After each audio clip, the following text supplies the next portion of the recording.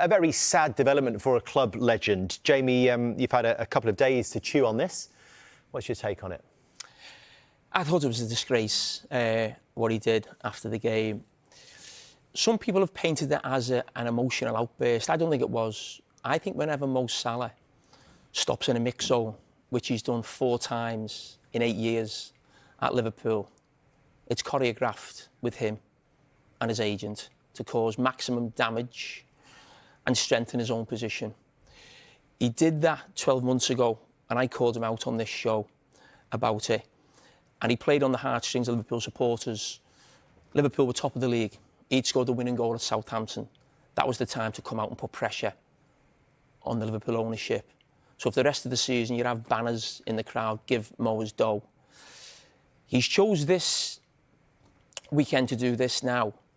And he's waited, I think, for a bad result with Liverpool. You can see the last-minute goal. Liverpool supporters, managers, the manager, everyone involved with the club feels like they're in the gutter at the moment. And he's chose that time to go for the manager and maybe try and get him sacked. That's the way I felt about it. The one line that stands out for me is thrown under the bus.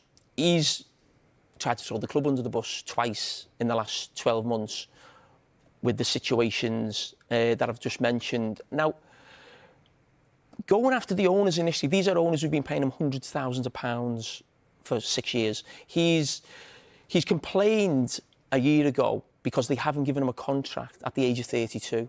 More than entitled to do that. With the manager right now, he should be doing as much as he can to help the club get out the worst run of results they've had since the 1950s, and he hasn't done that. But when I've thought about it over the weekend, and I've put myself in Salah's position, or how I was as a player, I'm not Mo Salah. Mo Salah is a world-renowned player who was famous around the world. And should those players be treated differently? I think they should. I think they should be treated differently. And when you think of the players in that bracket over the last 8 years, I would say Messi, Ronaldo, Mbappe. I wouldn't put Salah alongside them, but he's very close for what he's done for Liverpool. So a legendary figure. And all those players, I think, get a privilege. Exactly the same one Mo Salah gets at Liverpool. He doesn't have to defend. He doesn't have to chase back. So that's the privilege he has with Liverpool. But when we're talking about throwing people under the bus, he's threw the Liverpool right back under the bus for 8 years. Can you imagine playing behind him for 8 years? But we accept it because he's a superstar and he scores 250 goals and he's given me, as a Liverpool supporter, some of the greatest nights of my life watching him and what he's done. And that's why we accept it. But also then when you think of the ego of these type of players, Ronaldo, Messi, Mbappe, Mo Salah, I think they have a feeling that the success of a football club is down to them. Now, I have no problem with that because I think that drives them on to score more goals and get more success, and it benefits Liverpool. It then becomes a problem when you're in a situation like this. And when Mo Salah's talking about how many goals he's scored, I've got more goals than anyone in the Premier League, what I did last season, he's always speaking about himself. One thing I just want to sort of remind Mo Salah, maybe his agent, is that before he come to Liverpool, Mo Salah was known as the guy who failed at Chelsea. That's just a fact. He'd never won a major trophy before he came to Liverpool. He's also the greatest player his country have ever had in Egypt. Egypt, in the African Cup of Nations, are the most successful nation. He's going there in a couple of weeks. Mo Salah's never won the AFCON. That is not me trying to put Mo Salah down as a player. I've just said he's one of the best players in the world in the last 8 years. Very few better. But what it tells Mo Salah and his agent is, it's not about an individual. You weren't a big star before you come to Liverpool. You haven't really won anything with Egypt anyway. And all that's telling you is, no matter how good a player you are, you need help from your teammates, your manager and fans. And I think that's really important that he remembers that. And when he's talking after the game there in the mix-up, all it's about is me, me, me. You will be aware, Jamie, I'm sure as well, that there will be those listening to you speak passionately there that say that Jamie Carragher was always going to attack Mo Salah or criticise Mo Salah tonight.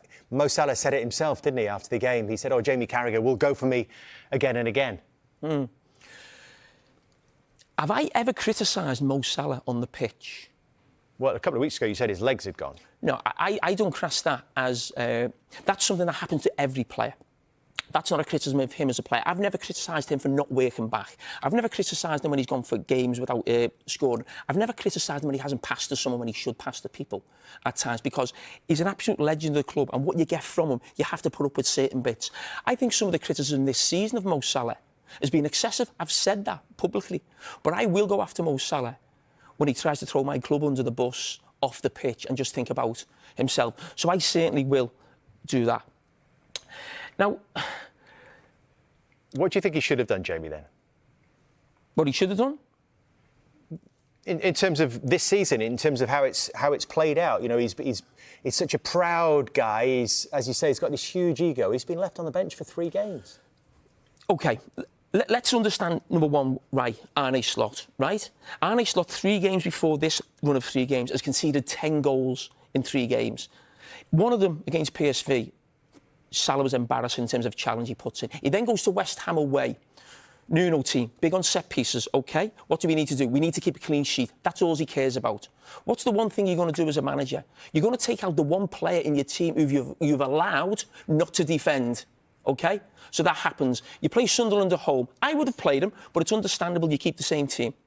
OK? What's he do? He brings him on at half-time. You then go to the away game, OK? So West Ham away and Leeds away. Why would you bring him on when you're winning those games? You don't need a goal. You need not to concede. So if you bring Salah on, you're bringing on a guy who can't defend set pieces and who doesn't run back. But the one time I wanted to be really critical and I held back this season about Mo Salah on the pitch, as I said before, I've never been critical of him on the pitch. He is a legend of the club, right? His legacy is there. If he doesn't score another goal or make another assist for this club, I don't care. He's been amazing. Where he really let himself down in my eyes was this season in Frankfurt and another game where there's a guy who signed for Liverpool who needs a goal more than anyone, Florian Wirtz. Instead of just being a great player for the club, be a great ambassador for the club and roll that ball to him for an easy tap-in and go over, give him a hug and a kiss and say, you know what, you're the guy who's going to take this Liverpool team forward. I don't need any more goals. I've seen Barnes at the end. I've seen Ian Rush at the end. I've seen Steven Gerrard at the end. Do you think they were the same players in the pomp? Of course they weren't. Do supporters think any differently of them now? When they see them, they say, no, you are the top 5 or 6 players to ever play for Liverpool. And the same will be said of Salah. So in terms of on the pitch, the one criticism I've got, help the other players, help Florian Wirtz, help Isak. Don't be obsessed with your own numbers. And don't, as I said, what he's done off the pitch, I think the club have made the right decision in terms of him not going abroad now. And whether he will play for Liverpool again, I don't know. I hope he does, because he's one of the greatest players we've ever had. But if you continue like that and statements like that, if he doesn't play, as I said, who cares? Who knows?